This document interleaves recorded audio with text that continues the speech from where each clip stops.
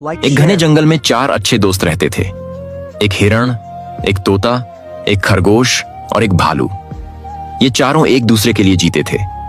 हिरण की रफ्तार, तोते की चेतावनी, खरगोश की चालाकी और भालू की ताकत मिलकर एक ऐसा समूह बना चुके थे जिसे जंगल का कोई भी जानवर हिला नहीं सकता था। जंगल का सबसे खतरनाक शिकारी शेर भी इनसे दूर रहता था। उसने कई बार कोशिश की, लेकिन जब भी किसी एक पर हमला करता, बाकी 3 मिलकर उसे बचा लेते थे।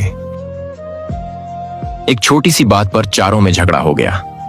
हिरण ने कहा, मैं सबसे तेज हूं, तुम सब मेरी वजह से बचते हो।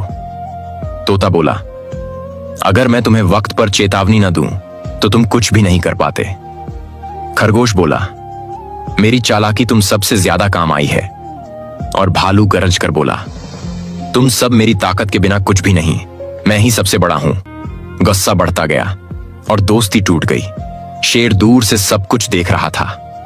उसकी आंखों में एक खतरनाक चमक थी। उसने सबसे पहले हिरण को शिकार बनाया। अब कोई उसकी मदद को नहीं आया। दूसरे दिन तोता, उसकी चीख अब जंगल में गूंजती नहीं थी। फिर खरगोश, जिसका दिमाग अब किसी काम नहीं आया। और अंत में भालू, जिसकी ताकत भी उसे अकेले में नहीं बचा सकी। शेर ने चारों को एक एक करके खा लिया।